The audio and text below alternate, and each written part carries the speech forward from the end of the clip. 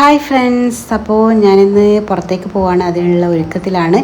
അപ്പോൾ ചെറിയൊരു പേഴ്സണൽ ആവശ്യമുണ്ട്, പിന്നെ ചെറിയൊരു ഷോപ്പിംഗ്, പിന്നെ വയറ് നിറയെ ഫുഡ് കഴിക്കണം. പുറത്തേക്ക് പോവുക എന്ന് പറയുമ്പോൾ തന്നെ എന്ത് ഫുഡ് കഴിക്കണം എന്നുള്ള ആലോചനയാണ്. നോൺ വെജ് കഴിക്കണോ വെജ് കഴിക്കണോ രാവിലെ തന്നെ. അപ്പോൾ നമുക്ക് പോവാം. റെഡിയായി. അപ്പോൾ നമ്മളിങ്ങനെ പോയി പത്തനംതിട്ട കോന്നിയിലെത്തിയിരിക്കുകയാണ്. അപ്പോൾ നല്ല വിശപ്പുണ്ട്.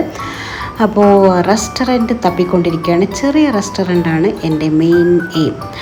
അപ്പോൾ ഓറ നല്ല ഉറക്കമാണ്. എൻ്റെ പുതിയ കിണർ കണ്ടോ, കണ്ണ് ചീഞ്ഞ് തുടങ്ങിയിരിക്കുന്നുണ്ട്. നല്ല വെയിലുണ്ട്. അപ്പം നമ്മൾക്ക് നമ്മളുടെ ഹോട്ടൽ കിട്ടി. ഹോട്ടൽ വഴിയോരം എന്നാണല്ല, ഒരു ചെറിയ ചേച്ചിമാർ നടത്തുന്ന ഒരു ഹോട്ടലാണ്. അപ്പോൾ നമ്മളുടെ ഫുഡ് കഴിപ്പിവിടെ തുടങ്ങിയത്. ഞാൻ ദോശയാണ് ഓർഡർ ചെയ്തത്. എനിക്ക് രാവിലെ തന്നെ ലൈറ്റായിട്ട് ഫുഡാണ് ഇഷ്ടം എന്ന് കരുതി മീൻ കറിയെല്ലാം ഓർഡർ ചെയ്തിട്ടുണ്ട്. നമുക്ക് ടേസ്റ്റ് നോക്കാമെന്ന് വിചാരിച്ച് മീൻ കറി കയറിയാണ്. എൻ്റെ സാമ്പാറും ദോശയും വന്ന്, പിന്നെ പൊറോട്ടയും കടലക്കറിയും മുട്ടക്കറിയും ഒക്കെ ഓർഡർ ചെയ്തിട്ടുണ്ടായിരുന്നു. അപ്പോൾ ഇവിടുത്തെ ടേസ്റ്റ് കാരണം നമ്മൾ ബീഫ് ഓർഡർ ചെയ്തത്. അടിപൊളി ബീഫായിരുന്നു കേട്ടോ, പറയാതിരിക്കാൻ വയ്യ. അപ്പോൾ അവിടുത്തെ മീൻകറി നല്ല ടേസ്റ്റ് കണ്ടപ്പോഴാണ് നമ്മൾ ബീഫ് ഓർഡർ ചെയ്യാന്ന് വിചാരിച്ച്.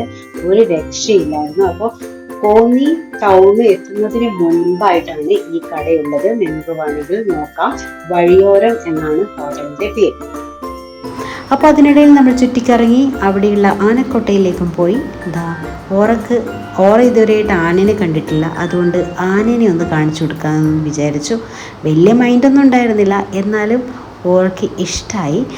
അങ്ങനെ എൻ്റെ ചാനൽ വീഡിയോസൊക്കെ നിങ്ങൾക്ക് ഇഷ്ടമായെങ്കിൽ നിങ്ങൾ സബ്സ്ക്രൈബ് ചെയ്യണേ. അങ്ങനെ ഓറയും ഞാനിതാ പാറി തടന്ന് ഇങ്ങനെ എൻജോയ് ചെയ്യാണ്. ബായ്.